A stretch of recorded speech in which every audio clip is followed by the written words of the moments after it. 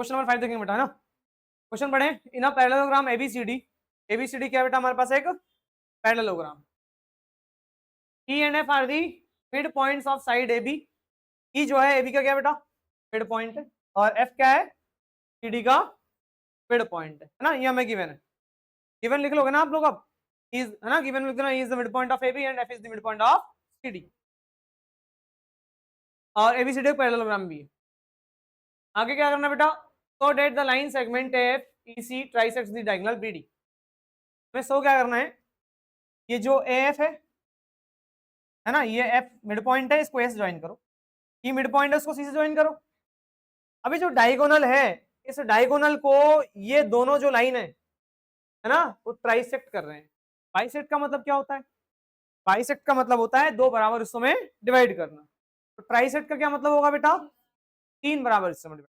तो हमारा टारगेट ये है कि हमें ये दिखाना है, जो ये एपी है ना, एपी और ये पीक्यू और ये पीक्यू, तीनों आपस में क्या है इक्वल है। ट्राइसेक्ट का मतलब कि तीनों आपस में क्या है बेटा, इन तीनों को आपस में क्या दिखाना है, आपको इक्वल दिखाना है। आ गया समझ क्वेश्चन। अब सॉल्यूशन की तरफ बढ़ सकते हैं बेटा।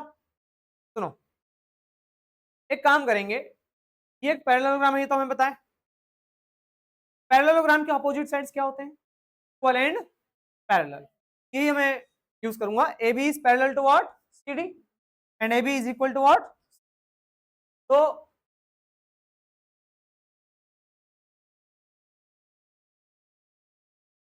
ए बी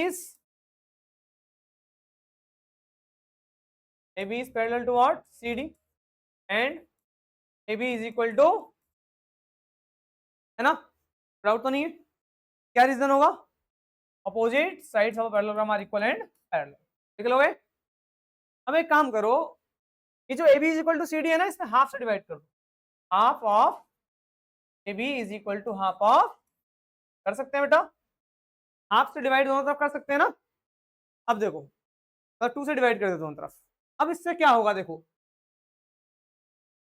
इस ए बी का आधा क्या होगा, ए बी का आधा मैं लिखता हूँ ए, अगर ये 10 है तो ये बताओ ये कितना होगा, मिड पॉइंट है ना। मिड पॉइंट का मतलब क्या होता है, दो बराबर हिस्सों में डिवाइड करना, ये 5 होगा। क्या किया आपने, पूरे का आपने आधा ही तो कर दिया, है ना। तो इस पूरे का हाफ आप ए भी लिख सकते हो और बी भी लिख सकते हो। अभी मैं ए ही लेता हूँ, है ना, हमारे काम में आएगा। तो जो ए बी का हाफ होगा वो क्या हो जाएगा,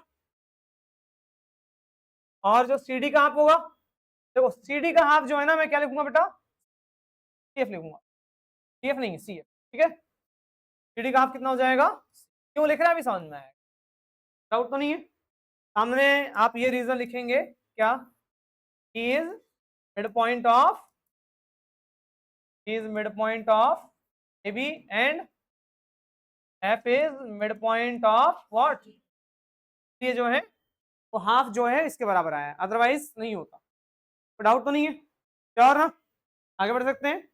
अब आगे देखो, इसके बाद मैं आगे बात करूं, ये बताओ, since in quadrilateral, in in quadrilateral, अब देखना एक नया क्वाड्रिलेटरल ले रहा हूं मैं, ए ई सी एफ, पहला quadrilateral check, A E in quadrilateral A E, क्या A E equal to C F है, equal to, and A E is parallel to, ये भी होगा, ए ई सी एफ के पैरेलल भी तो होगा, क्योंकि जब ये पूरा लाइन इस पूरे के पैरेलल है तो इतना से तो पैरेलल होगा ही। ए इज इक्वल टू, क्या समझे, इस क्वाड्रिलेटरल के one pair of opposite side क्या हो गया, इक्वल भी हो गया और पैरेलल भी हो। तो आपने पढ़ रखा है भी, किसी भी क्वाड्रिलेटरल के अगर one pair of equal sides, sorry, किसी भी क्वाड्रिलेटरल के one pair of opposite sides क्या हो, इक्वल और पैरेलल हो, तो उसको हम क्या कहते हैं, क्वाड्रिलेटरल, सॉरी पैरेललोग्राम। तो सिंस इन क्वाड्रिलेटरल AECF, है ना, this is equal and parallel, so AECF is a parallelogram. Parallelogram को इन शॉर्ट मैंने ऐसे लिख दिया बेटा, चलेगा ना।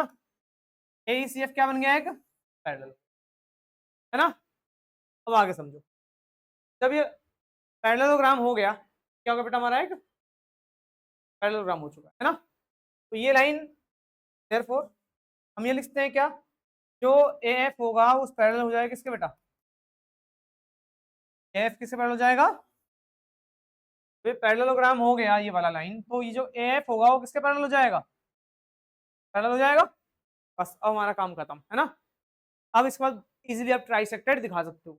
एक बार आपने इसको पैरेललोग्राम दिखा दिया, अब हमें B P D sorry M P D mid point theorem और converse of mid point theorem use करने के लिए लाइन पैरेलल होना चाहिए था, इसलिए हमने सबसे पहले ये पैरेलल केस दिखा। अब ध्यान दो, मैं दो ट्रायंगल लेने वाला हूँ। सबसे पहले मैं ट्रायंगल लूंगा ये वाला बेटा, ध्यान देना कौन सा वाला, टी क्यू वाला triangle, T Q. Now in triangle D C Q या डी क्यू सी है ना, डी सी क्यू वाले ट्रायंगल, इस ट्रायंगल में ध्यान दो जरा, एफ क्या है, एफ मिड पॉइंट, किसका मिड पॉइंट है, सी डी का, एक साइड का मिड पॉइंट है।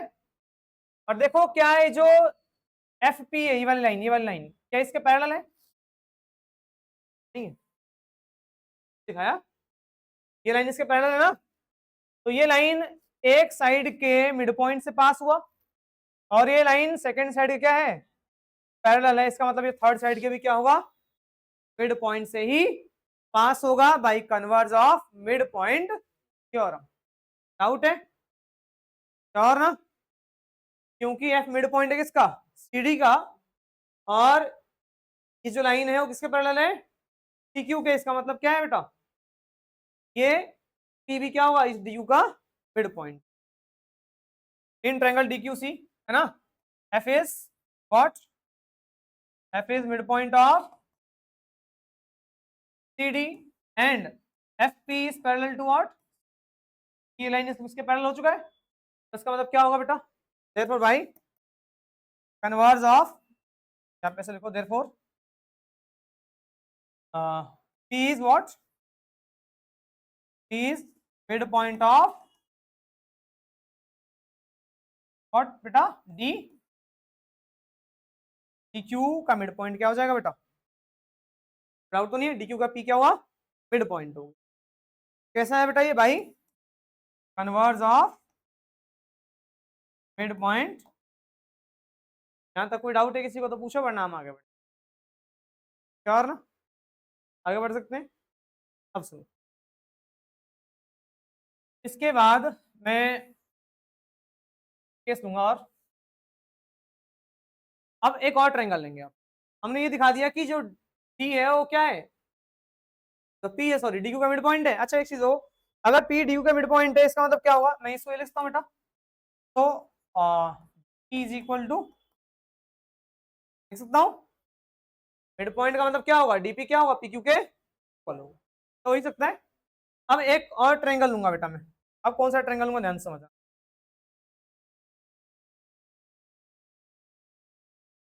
अब ये वाला ट्रायंगल, ठीक है।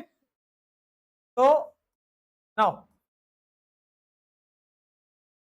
इन triangle what, A B P, A B, अब ना तुम लोग लिख लेना स्टेटमेंट क्या, इस ए बी पी में देखो क्या है, ए बी पी में क्या है, क्यू क्या हो गया बेटा, सॉरी क्यों नहीं, ई क्या हो गया बेटा हमारा, किसका मिड पॉइंट है, ए बी का, ई मिड पॉइंट है किसका, ए बी का, E is mid point of what, mid point of what बेटा, is mid point of A B, and ध्यान दो जरा, ई ए बी का तो मिड पॉइंट है, और साथ में ये जो लाइन है ई क्यू, वो क्या इस ए बी के पैरेलल है, क्योंकि ये पूरा लाइन पैरेलल था ना बेटा, तो इसका मतलब इतना सा हिस्सा इतने के पैरेलल होगा, तो ई क्यू क्या होगा, Q is parallel to what, A, P E Q A parallel भी होगा। डाउट है, श्योर। इस ट्रायंगल में ध्यान दो जरा, ये जो लाइन है एक साइड के मिड पॉइंट से पास हो रहा है, और ये सेकंड साइड के क्या है, पैरेलल है, इसका मतलब क्या बेटा, ये इस थर्ड साइड के भी मिड पॉइंट से ही पास होगा, इसका मतलब कि क्यू क्या होगा बेटा, मिड पॉइंट होगा, किसका होगा, पीपी का, है ना। तो therefore therefore q is what? q is midpoint of bp, है ना? अब सुनो, अगर q मिड पॉइंट होगा बीपी का, इसका मतलब क्या है? पी क्यू किसके बराबर? तो P Q is equal to P Q होगा। अगर ये मिड पॉइंट है इस बीपी का, इसका मतलब क्या है? पी क्यू किसके बराबर? पी क्यू के बराबर। कोई डाउट है यहां तक? श्योर? अब सुनो जरा, पी क्यू किसके बराबर था बेटा? बीपी के। तो पी क्यू किसके बराबर था? BP is equal to P Q, और पी क्यू किसके बराबर है? चेक करना जरा, बीपी, पी क्यू और बी क्यू तो आपस में क्या हो गए? पी क्यू और तो आपस में इक्वल हो गए। इसका मतलब क्या है? ये इसको ट्राइसेक्ट कर रहे हैं। कौन ट्राइसेक्ट कर रहे हैं बेटा? एफ एंड, फाइनल स्टेटमेंट क्या लिखोगे? Therefore F and C trisected the diagonal. इस तरीके से क्वेश्चन हुआ, खत्म।